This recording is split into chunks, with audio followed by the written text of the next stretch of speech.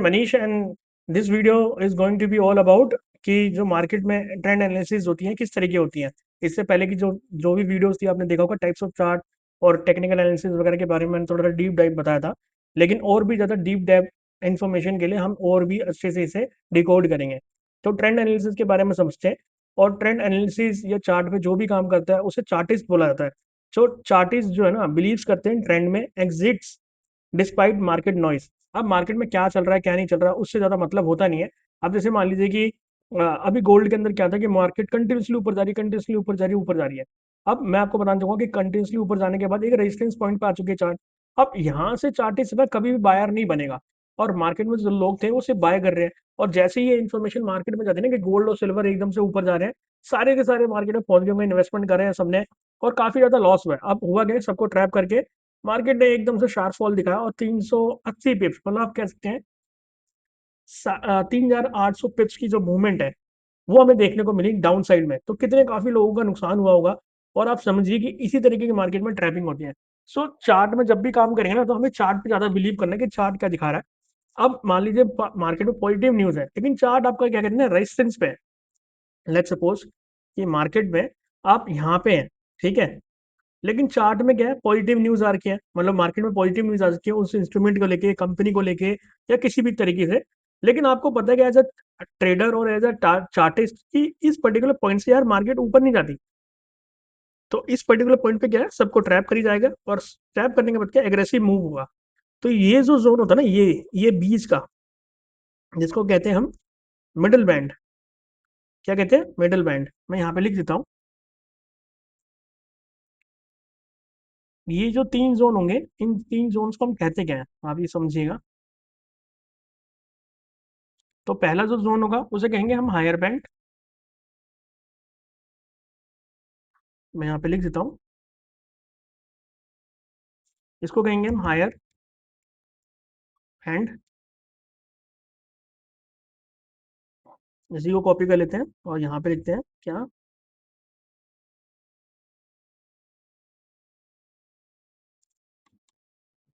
Middle band. और एक इसी को कॉपी करके नीचे डाल देते हैं,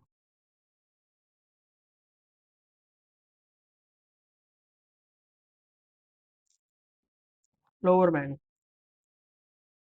अब देखिए चार्ट में आपको समझना है क्या है कि जब भी आप मार्केट में आते हैं ना तो चार्ट में आपको समझना है कि चार्ट आपको कुछ इस तरीके से दिखता है। ठीक है। इस तरीके से,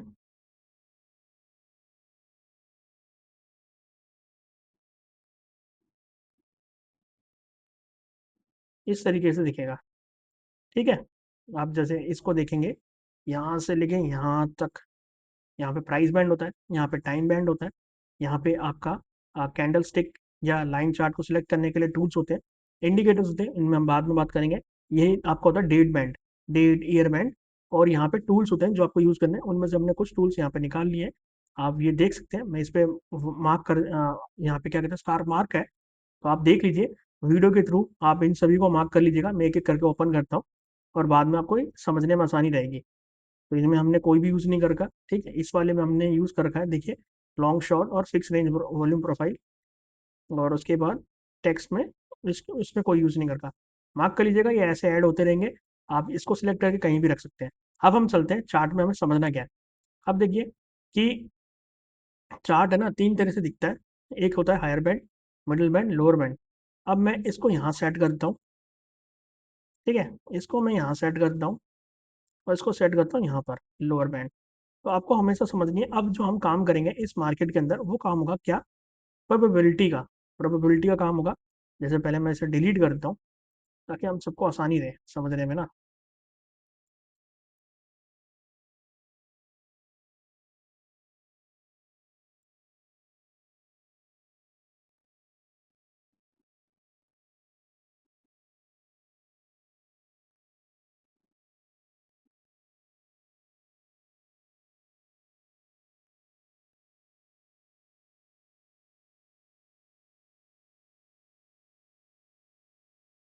इसको एक बार हमने यहाँ सेट करा, ठीक है।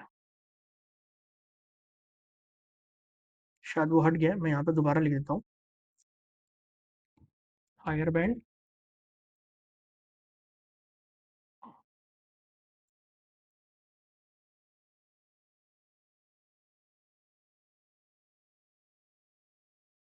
एक यहाँ लिख देते हैं, मिडल बैंड,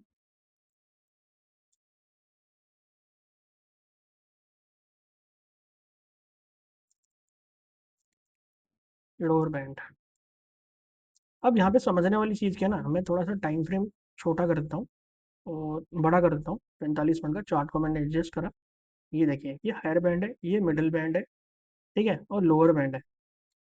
अब देखिए हमने क्या सिलेक्ट कर रखा है यहाँ पे, ट्रेंड एनालिसिस। चार्ट्स क्या है, चार्टिस्ट क्या है, बिलीव करता है ट्रेंड में, एग्जिट्स डिस्पाइट मार्केट नॉइस, ठीक है। तो हम थोड़ा सा और आगे चलेंगे। अब ट्रेंड के बारे में एनालिसिस करने से पहले हम समझेंगे चार्ट दिखता कैसे। तो चार्ट दिखता कैसे, देखिए आपके सामने ये है। तो यहाँ पे अगर प्राइस आप देख पाए ना लाइन चार्ट में, जो ये प्राइस बैंड है, प्राइस बैंड ये होता है आपका, ठीक है, प्राइस बैंड ये होता है।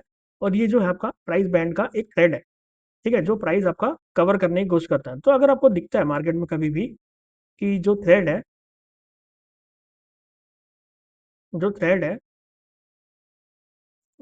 ऐसे, थोड़ा सा इसको ऐसे करते हैं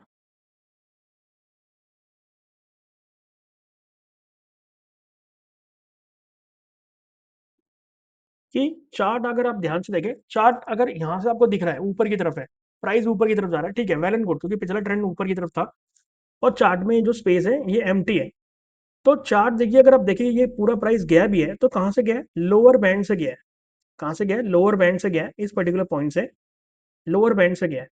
तो हमेशा याद रखिएगा, लोअर बैंड से जो पॉसिबिलिटी रहती है ना मार्केट की, वो ऊपर जाने की होती है मिडिल बैंड तक। मिडिल बैंड से पॉसिबिलिटी ये रहती है, अगर मार्केट वहां पे स्टक करता है, ठीक है, मार्केट वहां पे स्टक करता है तो मार्केट और भी ज्यादा कंटिन्यू कर सकता है हायर बैंड तक।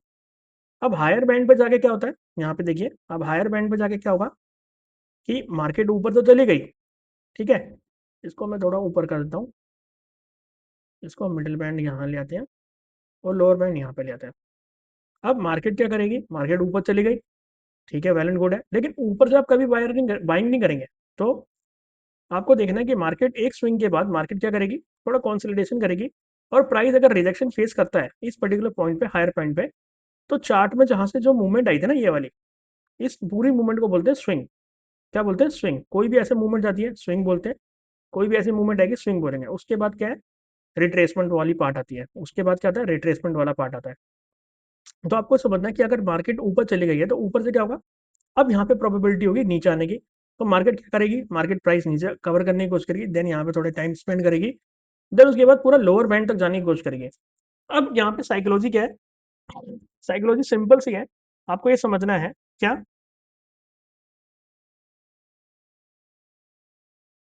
आपको सिंपल से एक चीज समझ के चलना है कि अगर किसी मार्केट में सेलर के पास मौका है कि वो सारे बायर्स को ट्रैप करके नीचे पटक सकता है, तो पटक देगा, क्योंकि ये वाला प्राइस तो खाली है ना, ये वाला प्राइस तो खाली है,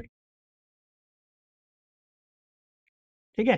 अब अगर मार्केट नीचे चली गई है तो मार्केट क्या करेगी,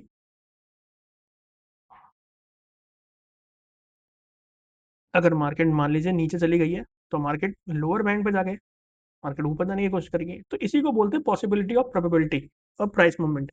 अब आपको ये समझ के चलना है कि चार्ट को पहले तो आप डबल क्लिक यहाँ पे करेंगे और डबल क्लिक यहाँ पे करेंगे डेट बैंड पे, ठीक है।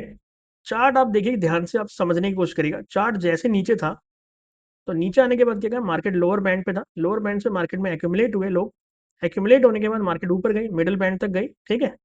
मिडिल बैंड के बाद क्या है, पिछला ट्रेंड जो मिडिल बैंड होता है, अब मिडिल बैंड से दो पॉसिबिलिटी है, या तो पिछला बैंड ट्रेंड कवर होता है जो कंटिन्यू करता है, या ट्रेंड वहां से रिवर्स करता है। तो यहाँ पे क्या है, पिछला ट्रेंड क्या था, बुलिश बन रहा है, ठीक है, पिछला ट्रेंड क्या है, बुलिश है। तो देखिए मिडिल बैंड पे जाके मार्केट कवर कर रही है और प्राइस ऊपर गई, ऊपर जाने के बाद मार्केट ने रिजेक्शन फेस किया हायर बैंड पे, अगर आप ध्यान से देखें, मार्केट ने फिर एक रिट्रेसमेंट दिखाई, रिट्रेसमेंट दिखाने के बाद दोबारा मार्केट ने उस चीज को टच किया, टच करने के बाद दोबारा मार्केट नीचे की तरफ आई।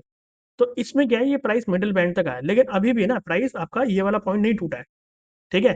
तो अभी के लिए क्या है, मार्केट बेरिश है, लेकिन अगर मार्केट को बेरिश टेरिटरी के अंदर जाना है तो मार्केट को ये वाला लेवल भी निकालना होगा। अगर मार्केट ये वाला लेवल भी निकालती है तो हमारे को ये वाला मूवमेंट देखने को मिलेगा और ये वाला भी देखने को मिल सकता है, ठीक है। तो हमें इस तरीके से काम करना है। अब चलिए, तो गोल्ड थी, गोल्ड के अलावा अगर मैं मान लीजिए इंडियन मार्केट की बात करता हूँ, ठीक है? अब इंडियन मार्केट में क्या है, अगर आप देखें तो आपको हमेशा याद रखना है, चार्ट है ना 3 तरीके से देखना है आपको। ये होता है आपका वाई एक्सिस और ये होता है आपका एक्स एक्सिस। यहाँ पे आपको क्या देख समझना है कि ये वाला जो पोर्शन होता है प्राइस में, ये वाला ऊपर वाले हिस्से को हम हायर बैंड बोलेंगे, मिडल वाले बैंड को मिडल बैंड बोलेंगे, लोअर बैंड बोलेंगे लोअर वाले को। अगर चार्ट ऊपर गया है तो चार्ट ऊपर जिस तरीके से गया है, चार्ट थोड़ा सा कंसोलिडेशन करेगा, कंसोलिडेशन करने के बाद मार्केट फाइट करेगी, मार्केट फाइट करने के बाद क्या है, रेजिस्टेंस बनेगा, और उसके बाद क्या कहते हैं, अगर ये लेवल नहीं निकल पा रहा तो मार्केट क्या करेगी, जो लास्ट लो लगा था हायर लो, इस पर्टिकुलर पॉइंट पे लगाए, ठीक है, इस पर्टिकुलर पॉइंट पे लगा था, उसके बाद मार्केट ने कंसोलिडेशन किया, मार्केट नीचे आना स्टार्ट करेगी और देन उसके बाद क्या कहते हैं अपने लोअर बैंड मिडिल बैंड तक आएगी।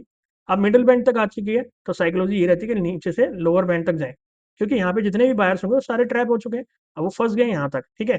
तो आपको ये समझना है कि मार्केट में जितने भी रिटेल पार्टिसिपेंट्स आते हैं ना, 99% के आते हैं, क्या कहते हैं उसमें, बिना सीखे या बिना साइकोलॉजी के आते हैं। तो अगर आप ये साइकोलॉजी यूज करेंगे, ऑपरेटर माइंडसेट, ये एचएनआई माइंडसेट या बिग प्लेस माइंडसेट, तो आपको सबसे ज्यादा ना पिप्स पॉइंट्स और टिक्स प्राइस उठाने में मौका मिलेगा काम करने के लिए, चाहे बेशक उसमें छोटी क्वांटिटी से क्यों काम ना करे। अब आपको हमेशा समझना है क्या, कि मार्केट में हमें जब भी चार्ट के एनालिसिस करनी है, चार्ट हमें किस तरीके से दिखता है, चार्ट हमें 3 तरीके से दिखता है, higher band, middle band, lower band. अगर मार्केट एक्सट्रीमली बुलिश है तो मार्केट ज़्यादा से ज़्यादा क्या कर सकती है, कंटिन्यूशन कर सकती है, तो ज़्यादा से ज़्यादा हमें एक और हाई देखने को मिल सकता है या लास्ट हाई देखने को मिल सकता है, तो इसको बोलेंगे हायर बैंड 1, हायर बैंड 2। अगर मार्केट ज़्यादा ही बेरिश है तो ज़्यादा से ज़्यादा हमें देखने को क्या मिल सकता है, अगर कंटिन्यू करती है, लोअर बैंड 1, लोअर बैंड 2। लेकिन आपको ये याद रखना है कि मार्केट अगर जितना लो लगा रही है उतना ही अच्छा रिट्रेसमेंट लेने के बाद मार्केट क्या कहते हैं, ऊपर भी आएगी। अब इसमें ऊपर तो आ जाएगी, लेकिन हमें ये क्या समझना है, इसमें ये भी समझ के चलना है कि इसमें से ना एक टूल होता है जिसमें हमें यूज करना है एक्सटेंडेड ट्रेंड लाइन, ठीक है। एक्सटेंडेड ट्रेंड लाइन के अंदर क्या होता है, अब ये ट्रेंड लाइन टेक्निकल एनालिसिस है, कि मान लीजिए कि प्राइस आपने ऐसे देख लिया, ठीक है, प्राइस आपने देखा ऐसे, higher band, middle band, lower band. मान लीजिए प्राइस ऊपर गया अपना बैंड लगा के, यहाँ पे इसका हाई लग गया, हाई लगने के बाद क्या है, ये वाला जो पर्टिकुलर एरिया है ये आपका हायर लो है, ठीक है। अगली अगर आप देखें तो इसमें क्या है, अब trend stock makes higher high and higher lows. तो यहाँ पे देखिए लो से आपका हाई बनेगा, लो के बाद एक हायर लो लगेगा और उसके बाद वो लगेगा क्या कहते हैं हायर हाई। तो ये क्या बता रहा है आपको कि मार्केट में ट्रेंड होता है ना किस तरीके से दिखता है, कि अगर मार्केट जब भी आपका ट्रेंड पकड़ता है अपसाइड का तो मार्केट जाएगा हायर बैंड, हायर हाई और higher low, higher high, higher low, higher high, higher low. जैसे ही ट्रेंड आपका बैंड होने लग जाए, और बैंड कहाँ होता है, ऑब्वियसली बात है चार्ट जो बैंड होगा वो होगा हायर बैंड पे, यहाँ पर बैंड होगा, तो यहाँ पे रेजिस्टेंस आ गया। अब मार्केट थोड़ा सा अपना टाइम स्पेंड करेगा, हम चाहते भी हैं कि टाइम स्पेंड करें, एटलीस्ट वो 30-35 कैंडलों को यहाँ पे दे मौका। तो यहाँ पे जैसे ही वो रेजिस्टेंस क्रिएट कर देंगे तो मार्केट में क्या है, यहाँ से मार्केट क्या कहते हैं, आपका एक्सटेंडेड लाइन आपकी थ्योरी जो है वहाँ यहाँ पे लगानी है, कि आपको दो कोई भी पॉइंट ऐसे जोड़ने जहाँ से मार्केट कंटिन्यू कर रही है। तो आपने जैसे मान लीजिए इसे बुक मार्क कर लिया, इसे बुक मार्क कर लिया तो वो आपको यहाँ पे दिखेगा, आपको इस पॉइंट को और इस पॉइंट को टच करना है। देखिए प्राइस अच्छे से ऊपर की तरफ गया, जैसे ही प्राइस, जैसे ही प्राइस ये वाला जो प्राइस है, ये वाला, जैसे ही प्राइस इस लाइन के बाहर आती है और इस रेजिस्टेंस को क्रॉस कर चुकती है, तो मार्केट में जो है ना ट्रेंड कंटिन्यू होने के चांसेस क्या है, 20%, और मार्केट को रिवर्स होने के जो चांसेस वो 80% तक होते हैं, और ज़्यादातर केसेस में रिवर्स ही हो जाती है। अगर आपकी बैक स्टडी करें हायर बैंड से, और बैक स्टडी होने के बाद क्या है, मिडिल बैंड तक तो आती है, और मिडिल बैंड के बाद क्या है, कि जो मिडिल बैंड की जो होती है यहाँ तक फाइट चलती है, लेकिन जो मिडिल बैंड से लेकर लोअर बैंड तक की जो मूवमेंट होती है ना, वो बहुत ही ज़्यादा एग्रेसिव होती है, जहाँ पे मार्केट जल्दी से जल्दी अपना प्राइस कवर करने की कोशिश करती है। तो आपको ये समझ के चलना है कि जब भी आप काम करें तो पहले तो जो मूवमेंट आपको चल रही है आप उसमें पैसा कमाइए, कोई दिक्कत नहीं है, आप ट्रेंड देखिए। ट्रेंड में आपको हमेशा याद रखना है कि चार्ट आपका 3 तरह का दिख रहा है, क्या क्या, लिख लीजिए कॉपी में, lower band, middle band, higher band. Price अगर यहाँ से कंटिन्यू करना स्टार्ट कर रहा है किसी भी बुरिश बेरिश मूवमेंट के बाद, तो ट्रेंड कंटिन्यू करेगा, लोअर बैंड तक जाएगा, देन उसके बाद और फिर जाएगा, और उसके बाद और ऊपर जाएगा। हो सकता है थोड़ा सा और ऊपर जाए, लेकिन क्या कहते हैं धीरे धीरे क्या होगा, धीरे धीरे क्या होगा कि मार्केट में जो लास्ट हायर लो लग गया है, यहाँ पे मार्केट स्टक करेगी, लास्ट हायर हाई है वहाँ पे स्टक करेगी, स्क्वीज होना स्टार्ट करेगा। तो चार्ट को हमें चाहिए कि कभी भी ध्यान रखिएगा कि अगर एक स्विंग लग चुका है अच्छा खासा लो से लेकर हाई तक, तो हमें वहाँ पे अच्छा खासा एक कंसोलिडेशन भी चाहिए, ताकि जब मार्केट नीचे गिरे हायर लो को निकलने के बाद हायर बैंड से, तो यहाँ से मार्केट रिवर्स करेगी और पहला जो टारगेट होगा मिडिल बैंड का होगा और लोअर बैंड का होगा। लोग हमेशा मेरे से यही पूछते हैं कि अगर हमें ये पता लग जाए कि प्राइस का मूवमेंट कहाँ होगा तो हम और भी ज़्यादा अच्छे से ट्रेड कर सकते हैं। मेरा सिंपल सा कहना यही होगा कि आप प्राइस को समझने की कोशिश करिए। प्रोबेबिलिटी का गेम है। आपको क्या समझना है कि अगर चार्ट का प्राइस यहाँ पे स्टक हो रहा है तो आप यहाँ पे लॉन्ग जाने की मत सोचिए, आप यहाँ से सोचिए रिवर्सल की डाउन साइड। मिडिल बैंड तक अगर आप प्रॉफिट कर चुके तो आपको पता है कि अब यहाँ पे जो साइकोलॉजी होगी वो यहाँ से नीचे भी जा सकती है। तो आपको ये समझ के चलना है। जितना आप इसमें ट्रेड और जितना आप इसमें टेक्निकल एनालिसिस और बैक टेस्ट स्टडी करके चलेंगे आपको समझ आएगा। आपको ये समझना है बस कि जिस भी टाइम फ्रेम में है, अगर आपने टाइम फ्रेम के अकॉर्डिंग लो पकड़ा है तो आपको हाई तक जाना है। और हाई, अगर आपने हाई से सेल करना स्टार्ट किया है तो आपको समझना है कि आपको उसके लो तक भी जाना है। मतलब आपको जो मीज का हिस्सा है इसमें सारा गेम कवर करना है। इसमें ये जो पर्टिकुलर मूवमेंट होती है, ये जो पर्टिकुलर जगह होती है, इसमें आपका सारा क्या कहते हैं टाइम होता है, इन्वेस्टमेंट होता है कि किस साइड जाएगा। लेकिन जब एक साइड मोमेंटम पकड़ती है मार्केट तो यही आपका एक गेम प्ले होता है जहाँ के अंदर आपको फाइट करनी है। अगर आप ध्यान से देखें गोल्ड का कल का, आज आपकी 22 तारीख है, अगर आप ये वीडियो देख रहे हैं 22 अक्टूबर 2025, तो आप ये देखिए मार्केट अच्छा खासा गया, मार्केट गया लाइन चार्ट में देखते हैं चलिए, जब तक कैंडल नहीं समझते। मार्केट में अच्छा खासा मूवमेंट आया गया, लेकिन उसके बाद क्या है, इसने यहाँ पे लास्ट अपना रेजिस्टेंस फेस कर लिया और इसके बाद क्या है मार्केट नीचे की तरफ आ गई। अब मेरी मार्केट जब तक मेरे साथ क्या कहते हैं यहाँ तक रहेगी, ठीक है, मेरे को क्या करना है कि पहले तो मार्केट इस प्राइस के इस लाइन के बाहर आए। तो देखिए अभी मार्केट फाइट कर रही है, अभी डाउन साइड में रहेगी, मे बी और चली जाए डाउन साइड। लेकिन मुझे समझना है कि अगर प्राइस को ऊपर जाना है तो जैसे ये लास्ट लो है, ये लो लगाना बंद करें, बेशक हाई ना लगे यहाँ पे, लेकिन लो लगाना बंद करें और प्राइस इसके बाहर जाना स्टार्ट करे। तो अगर प्राइस इसके बाहर जाना स्टार्ट करेगा और फिर ढंग से सपोर्ट लेता है और उसके बाद दाना जुबाना स्टार्ट करेगा, तो इस प्राइस मूवमेंट के बाद यहाँ से लेके यहाँ तक क्या कहते हैं एक डिफरेंस आएगा। डिफरेंस आने के बाद क्या है, क्योंकि लोअर बैंड से मार्केट उठ रही है, मिडिल बैंड कवर होगा, मिडिल बैंड से हायर बैंड कवर होगा। ऐसा नहीं कि गोल्ड हमेशा नीचे रहेगा, फिर ही आपको मूवमेंट समझ आएगा। लेकिन आपको समझना है किसी भी ट्रेंड के बाद एक हेल्दी गैप चाहिए, किसमें, एक्सटेंडेड ट्रेंड लाइन में। और जो भी ट्रेंड एक्सटेंडेड ट्रेंड लाइन के नीचे चल रहा है या ऊपर चल रहा है उसमें क्या कहते हैं, अगर मान लीजिए कि यहाँ पे बुलिश चल रहा था, ठीक है, यहाँ पर बुलिश चल रहा था, प्राइस यहाँ से कवर हुआ, प्राइस यहाँ पे आ चुका था, ठीक है, लेकिन इसने इसको नहीं तोड़ा, प्राइस दोबारा ऊपर गया, लेकिन यहाँ से टूटा नहीं और उसके बाद दोबारा से फॉल आ गया। अब जब फॉल आया तो देखिए कैसे आया, बहुत तगड़े तरीके से आया। अगर आप चाहें तो इसको ऐसे कर सकते हैं कि मार्केट ऊपर गई, रिट्रेसमेंट ली, नीचे आए, फिर फाइट करा, लेकिन जब फाइनली प्राइस टूटा तो उसके नीचे आ गया और कितना अग्रेसिव मूवमेंट आया। अब हमें क्या करना है कि ये वाली ट्रेंड लाइन है, अगर मान लीजिए इसके ट्रेंड लाइन के नीचे चल रही है, बेरिश मार्केट चल रही है, तो पहले तो मार्केट को क्या कहते हैं अपने आप को लो लगाने से रोकना होगा। लो लगाने से रोकने से अच्छा लगते टाइम क्या होगा कि मार्केट इस प्राइस के बाद इस लाइन के बाहर आएगी, एक्सटेंडेड लाइन के, और देन इस यहाँ यहाँ तक क्या ऑलरेडी एक हमारे पास अच्छा खासा गैप आ जाएगा। जैसे मान लीजिए यही प्राइस मूवमेंट था, इसके बाद मार्केट यहाँ से अगर जाना स्टार्ट करती है तो आप अंदाज़ा लगाइए कि हमारे पास 5-6 दिन, मतलब एक हफ्ते के बाद हमें शायद दिख सकता है कि मार्केट रिकवरी मोड पे जाए। क्योंकि अगर आप देखें तो मार्केट ने अच्छा खासा मोमेंटम दिखाया था यहाँ पे, लेकिन जब मार्केट ने फॉल करना स्टार्ट किया इस पूरे मोमेंटम के बाद, जब मार्केट ने फॉल करा तो कम से कम एक हफ्ते के बाद ही मूवमेंट आया देखिए। तो इस हिसाब से हमें काम करना होता है और इस हिसाब से हमें मार्केट में प्रिडिक्शन करनी होती है मार्केट की प्राइस मूवमेंट की। अभी हमने जो समझा वो समझा कि चार्ट किस तरह का होता है, चार्ट में कितने बैंड होते हैं प्राइस को समझने के लिए, जिससे हम अंदाजा लगा सकें मार्केट में कहाँ काम करना है। तो प्राइस में अंदाजा लगाने के लिए हमें समझना है कि चार्ट में 3 तरह के बैंड होते हैं, higher band, middle band, lower band. और उसके अलावा अब हमें क्या समझना है कि जब भी मार्केट एक बुलिश टेरिटरी की तरफ जाती है तो मार्केट में क्या होता है, एक हायर हाई होता है तो एक हायर लो होता है। इस वाले पार्ट को बोलते हैं स्विंग।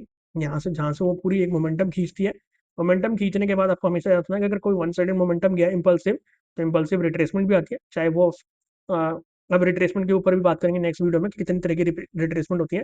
पर आप समझिए कि रिट्रेसमेंट आएगी हमेशा। अगर आप बाय करना चाहते हैं तो आपको उस बाइंग मोमेंटम का सस्ता प्राइस ढूंढना होगा, देन उसके बाद जाना होगा। अब इसमें हम टेक्निकल एनालिसिस करेंगे, धीरे धीरे आगे बढ़ते चलेंगे, ठीक है।